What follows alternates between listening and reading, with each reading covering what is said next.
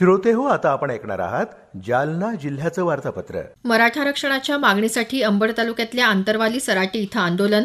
जिल्ह्यात कायदा आणि सुव्यवस्था अबाधित ठेवण्यासाठी जिल्हाधिकाऱ्यांचं शांततेचं आवाहन. आणि जवळपास महिनाभराच्या खंडानंतर पावसाला सुरुवात, पिकांना जीवनदान. या आणि इतर घडामोडींविषयी आमचे वार्ताहर बाबासाहेब मस्के यांनी पाठवलेली ही माहिती. मराठा आरक्षणाच्या मागणीसाठी अंबड तालुक्यातल्या आंतरवाली सराटी इथं सुरू असलेल्या मनोज जरांगे पाटील यांच्या उपोषणाला 12 दिवस उलटले आहेत. मराठा समाजाला सरसकट कुणबी प्रमाणपत्र देण्याची मागणी त्यांनी केली असून जोपर्यंत शासनानं या संदर्भात काढलेल्या आदेशात बदल करत नाही तोपर्यंत उपोषण सुरूच ठेवण्याचा निर्धार त्यांनी केला आहे. मुख्यमंत्री एकनाथ शिंदे यांनी मुंबईत मराठा आंदोलकांच्या शिष्टमंडळाशी चर्चा केली. सरकारनं घेतलेला निर्णय चांगला असून त्यांचं मराठा समाजाकडून स्वागतच आहे, परंतु आमच्याकडे कुणाकडेही वंशावळीचे पुरावे नाहीत. त्यामुळे परिपत्रकात जिथं वंशावळीचा शब्द आहे तिथं सुधारणा करून सरसकट मराठा समाजाला कुणबी प्रमाणपत्र द्यावं अशी मागणी त्यांनी केली आहे.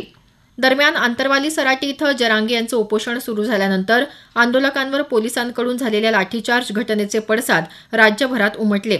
त्यानंतर केंद्रीय राज्यमंत्री रावसाहेब दानवे, राष्ट्रवादी काँग्रेसचे अध्यक्ष शरद पवार, माजी मुख्यमंत्री उद्धव ठाकरे, माजी मुख्यमंत्री अशोक चव्हाण, खासदार उदयनराजे भोसले, खासदार संभाजीराजे भोसले, महाराष्ट्र नवनिर्माण सेनेचे अध्यक्ष राज ठाकरे, निलेश राणे, वंचित बहुजन आघाडीचे नेते प्रकाश आंबेडकर, एमआयएमचे खासदार इम्तियाज जलील आदींनी आंतरवाली सराटी इथं जाऊन जरांगे यांच्याशी चर्चा करून आपली भूमिका मांडली.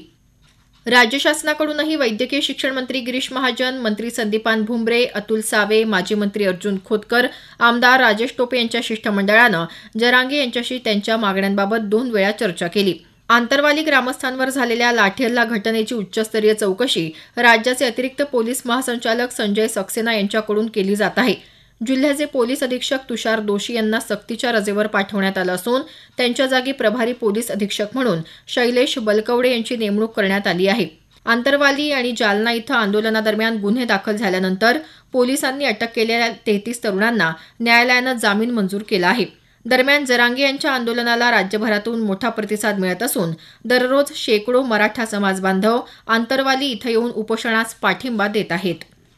जिल्ह्यात उद्योग व्यापारासह सार्वजनिक वाहतूक व्यवस्था तसंच जनजीवन पूर्ववत होण्यासह शांतता प्रस्थापित होण्यासाठी सर्वांनी सहकार्य करण्याचं आवाहन जिल्हाधिकारी डॉक्टर श्रीकृष्ण पांचाळ यांनी केलं आहे.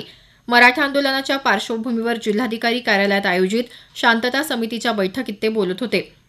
दरम्यान जिल्ह्यात आंदोलनातल्या 162 व्यक्तींवर गुन्हे दाखल करण्यात आले आहेत.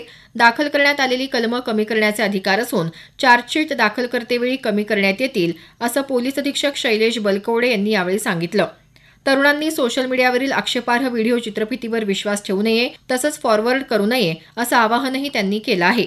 जालना जिल्ह्यात येत्या 17 सप्टेंबरपर्यंत जमावबंदीचे आदेश लागू करण्यात आले आहेत. जिल्ह्यात महिनाभराच्या विश्रांतीनंतर गत 4 दिवसांपासून संततधार पाऊस सुरू आहे. या पावसामुळे खरीपातल्या सुकून गेलेल्या पिकांना जीवनदान मिळालं आहे. जिल्ह्यात पावसात मोठा खंड पडल्यानं तसंच विहिरींमध्येही पाणी उपलब्ध नसल्यानं कपाशी, सोयाबीन, तूर, मका, मूग, बाजरी ही पिकं सुकून गेली होती. याचा परिणाम पिकांच्या वाढीवरही झाला. संपूर्ण हंगामच वाया जाण्याच्या भीतीनं शेतकरी चिंताग्रस्त होते. आजपर्यंत पावसाचं हे प्रमाण वार्षिक सरासरीच्या 55% इतकं आहे. जिल्ह्यातील लघु मध्यम प्रकल्पांमध्ये जेमतेम पाणीसाठा असून पाझर तलाव आणि विहिरी कोरड्या आहेत.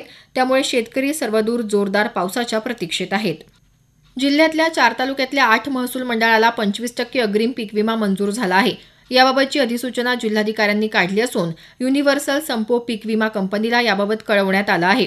त्यामुळे या महसूल मंडळात कापूस आणि सोयाबीन पिकाचा विमा भरलेल्या शेतकऱ्यांना 25% अग्रिम विमा मिळणार आहे. यामध्ये जालना तालुक्यातल्या जालना शहर, रामनगर, पाचनवडगाव, परतूर तालुक्यातल्या सातोना, बदनापूर तालुक्यातल्या बदनापूर, रोशणगाव, दाभाडी आणि घनसावंगी तालुक्यातल्या राणी उंचेगाव या महसूल मंडळाला अग्रिम 25% पीक विमा मंजूर झाला आहे.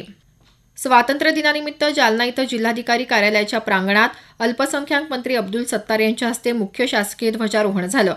मेरी माटी मेरा देश अभियानांतर्गत जालना महानगरपालिकेत केंद्रीय रेल्वे राज्यमंत्री रावसाहेब दानवे यांच्या हस्ते अमृत कलशाचं अनावरण करण्यात आलं. यावेळी उपस्थितांनी पंचप्रण शपथ घेतली. जालना शहरासह जिल्ह्यात श्रीकृष्ण जन्माष्टमी उत्साहात साजरी करण्यात आली.